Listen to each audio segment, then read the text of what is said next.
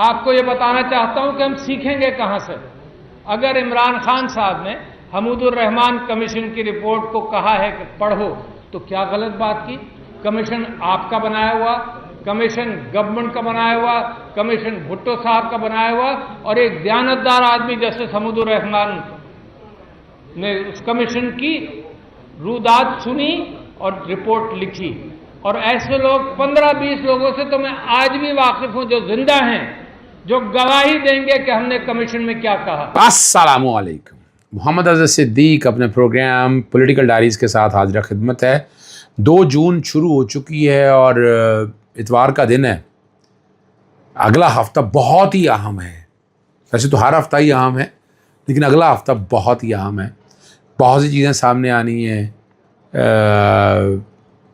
سیٹوں کا کیس لے جانے کا فل کورٹ، اور اس میں بڑا کلیئر سٹینڈ پاکستان تحریک انصاف نے لے لیا ہے. نیب کی جو ترامیم ہے اس کی انٹرا کورٹ اپیل وہ سنی جانی ہے. سائفر کا کیس ہے اور امید ہے عدت کے حوالے سے بات بھی آ جائے گی. اور لائیو سٹریمنگ کے حوالے سے جو سپریم کورٹ کا فیصلہ آ گیا ہے، میں تو اسے اتفاق نہیں کرتا. میرا اپنا اوپینین ہے اس کے اوپر. میں آج بھی سمجھتا ہوں کہ پبلک انٹرسٹ میں دیکھنا چاہیے تھا، اور ججز کو کسی بھی کورٹ کے اندر اتنی باتیں ہوتی ہیں اسے انفلوئنس نہیں ہونا چاہیے، نہ ہی باقی چیزوں کو سامنے رکھتے ہوئے. اس پہ گفتگو کریں گے ابھی اور بات کریں گے. اور ایک بڑا اہم معاملہ ہے، کیا ہماری عدالتیں جنرل یحییٰ کو بھی سزا، ریٹائرڈ جنرل یحییٰ کو بھی سزائیں دے سکتی ہیں؟ جنرل ریٹائرڈ پرویز مشرف جو ہے مرحوم کو یہی سزا دی گئی تھی نا کہ انہیں سر لاش کو لٹکانے کا کہا تھا. اور وہ فیصلہ آج بھی موجود ہے، ہماری تاریخ میں موجود ہے. آج بھی تاریخ کے اوراق میں موجود ہے. آج میں نے ان کی اگینسٹ، حالانکہ میں سمجھتا ہوں اس فیصلے میں بڑے ایرر ہیں. لاہور ہائی کورٹ کا فیصلہ سیٹ اسائڈ کر دیا جس میں پیش ہوا تھا جنرل ریٹائرڈ پرویز مشرف کے کیس کے حوالے سے. اس پہ گفتگو کرتے ہیں. شاعر احمد فرات کو طبی معائنہ کہ سلو پوائزن کا خدشہ ہے، اور جو ایف آئی اے نے انکوائری شروع کی ہے، کیا وہ انکوائری کر سکتا ہے؟ اس پہ گفتگو کریں گے. 3 پی ٹی آئی رہنماؤں کو بلا لیا ہے. عمران خان کو تو اس میں کوئی شک نہیں، جیل میں سہولیات نہیں دی جا رہی. اور میں نے بتایا تھا عطاء الرحمان کو چیلنج کیا ہے، عطاء تیرڑ کو چیلنج کیا ہے اس حوالے سے. چلیں گفتگو کا سب سے پہلے ڈسکس کرتے ہیں آپ کے سامنے سپریم کورٹ کا 6 رکنی فیصلہ جو ہے، 6 صفوں کا فیصلہ جو ہے، جس میں انٹرا کورٹ اپیل 5 ممبر بینچ بیٹھا ہوا تھا. 5 ممبر بینچ کے اندر جسٹس قاضی فائزی صاحب، جسٹس امین الدین، جسٹس جمال خان بندوقل، جسٹس اطہر من اللہ اور جسٹس سعید اظہر حسن رضوی. اچھا، اس پہ ڈائسنٹ نوٹ کوئی نہیں آیا اور اپروو کر دیا ہے. اور 5 ججوں نے جو ہے اب نام لکھا ہوا ہے جسٹس اطہر من اللہ، لیکن اس میں یہ نہیں آیا کہ انہوں نے اس کا ڈائسینٹنگ نوٹ کوئی دیا ہے یا نہیں دیا. میں نے 6 صفوں کو سب کو پڑھا ہے. پرانی ہسٹری کا ذکر کیا ہے. مثال کے طور پر وہ ذکر کرتے کہ آرٹیکل 25 کے 13 اپریل 2021 میں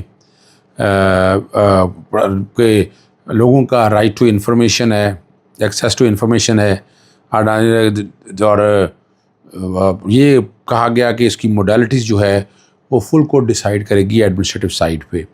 پھر ذکر کیا گیا فل کورٹ کی میٹنگ ہوئی 18 ستمبر 2023 کو. میجورٹی میں 2 رکنی کمیٹی بن گئی ایڈمنسٹریٹو سائٹ پہ، جسٹس محمد علی مظہر اور جسٹس اطہر من اللہ صاحب کی، کہ ان معاملہ سب کو دیکھنا ہے. اور پھر اس کے بعد ہے کہ آفس نے اکتوبر میں full court meeting held on 18/9 committee کا ذکر کیا.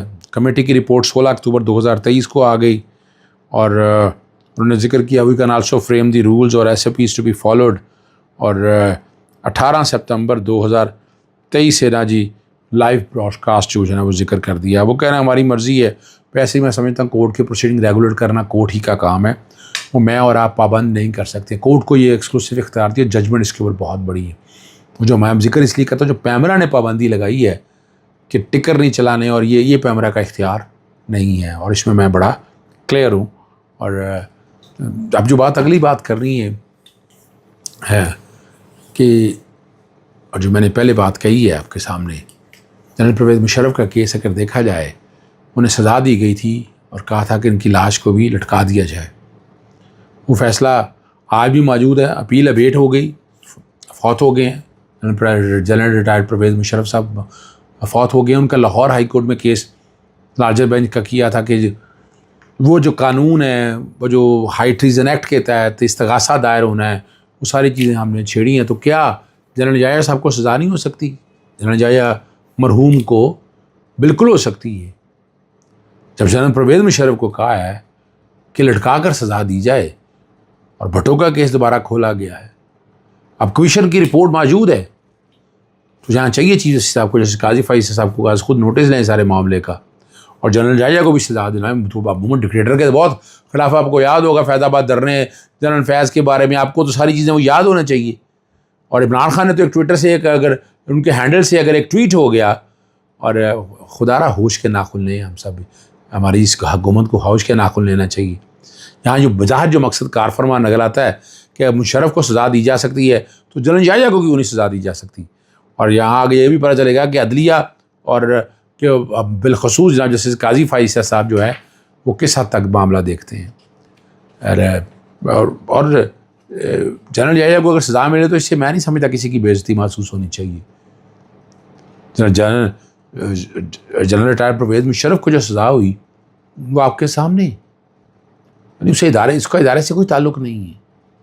وہ ایک انفرادی ایکٹ تھا, انفرادی طور پہ غلط ہوا صحیح ہوا میں اس پہ نہیں جاتا, لیکن انہیں سزا مل چکی ہے. اگلی جو بات ہے آپ سے گفتگو کرنے والی ہے, میں 3 لوگوں کو جو ہے اس بارے میں 3 جو نام ہیں پاکستان تحریک انصاف کے اراکین ہیں, ان کو طلب کر لیا شیخ مجیب الرحمان سے ویڈیو پہ. ان میں عمر ایوب ہیں, بیرسٹر گوہر ہیں, اور رؤوف حسن کو منگل کے روز بلایا 11 بجے, اور انکوائری بیس پہ بلایا. نوٹس میں کہا کہ عمران خان آفیشیل اکاؤنٹ سے ریاست اور ریاستی اداروں کے خلاف عوام کو اشتعال دلانے کی کوشش کر رہے ہیں, جسے عوام میں خوف اور بے چینی پھیلنے کا اندیشہ ہے. استشعال اندیزی کو عوام کو ریاست اور اداروں کے قانون میں ہاتھ میں لینے پر اکسایا جا سکتا ہے. اب مفروضوں پر یہ بات ہے ساری. اپنا میں یہ سمجھتا ہوں جو میں نے تجویز دی ہے کہ اس ایف آئی کے نوٹس کو چیلنج کر دینا چاہیے. ایف آئی کے پاس یہ اختیار کہاں سے آ گیا؟ ذرا بتائیں نا, ایف آئی ایکٹ کے تحت, پیکا ایکٹ کے تحت بتائیں کون سی ہیں, اور بتائیں نا متعلقہ پروویژنز کون سی ہیں جس کے تحت یہ ایف آئی اختیار استعمال کر رہا ہے. ورنہ ویسے بھی کوئی نہیں, پہلے لکھا جائے ان کو, بتائیں نا یہ کیوں نوٹس دیا آپ نے. یہ ذرا ایف آئی سے جورسڈکشنل پوائنٹ ہے, یاد ہے کہ جب جورسڈکشن آپ چھیڑ دیں تو وہ جواب دینا پڑتا ہے. پہلے ایف آئی اپنی جورسڈکشن اسٹیبلش کرے, اور یہ والا ہتھیار جو ہے محفرہ شہزادی کے کیس میں اینٹی کرپشن ڈپارٹمنٹ ہو, ایف آئی ہو, نیب ہو, یہ میں استعمال کرتا رہا ہوں. اگلی بات طرف چلتے ہیں. سلو پوائزن کا جو شبہ ہے, اب تبھی معائنے کا حکم دے دیا جی. مظفر آباد کی انسداد دہشت گردی عدالت میں ہوئی. اہلیہ نے موجودہ وکیل کو تبدیل کر کے وہاں کے سینئر قانوندان سردار کے ڈی خان اور محمود بیگ احمد فریاد کو وکیل مقرر کرنے کی درخواست کی. اس عدالت نے قبول کر لیا. وکیل نے نئی درخواست میں الزام لگایا کہ احمد فراد کو سلو پوائزن دیا جا رہا ہے. گزشتہ رات احمد فراد سے ملاقات میں حالت ٹھیک نہیں ہے.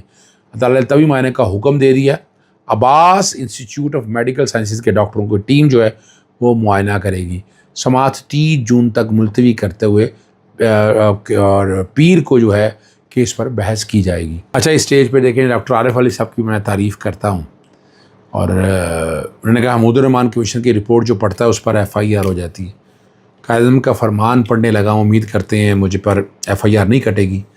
برا مت ماننا, میرے اوپر مقدمہ مت کرنا. یہ قائد اعظم نے کہا, میں نے نہیں کہا. اور بانی نے کہا, عمران خان نے کہا حمود الرحمان کمیشن کی رپورٹ پڑھ تو کیا یہ غلط ہے؟ ایسے 15-20 لوگوں کو جانتا ہوں جو آج بھی گواہی دیں گے, ان میں سے چاہیں تو ان میں سے گواہی لے لیں, اس سے پہلے سب دفن ہو جائیں گے. حمود الرحمان ایک دیانتدار جج تھے. ان کے بیٹے جو ہیں آج بھی فیڈرل شریعت کورٹ کے جج ہیں. عمران خان پر الزام ہے کہ انہوں نے نوجوانوں کو گمراہ کرنے کے. سقراط پر بھی الزام تھا کہ نوجوانوں کو گمراہ کر رہے ہیں. کیونکہ چند لوگ نوجوانوں کے ٹھیکیدار بنے ہوئے ہیں. یعنی یہاں سے آپ اندازہ لگا لیں نا کہ یہ تو بات کسی طرح بھی قابل قبول ہے نہیں ہے. ہم اور بہرحال میں نے یہ چیزیں سر آپ کے سامنے رکھی اس لیے ہیں تاکہ آپ تک اصل حقائق آتے جائیں، آتے رہیں. عمران خان، پاکستان تحریک انصاف. اور ایک بات اور بتاتا چلوں، بہت سے لوگوں کا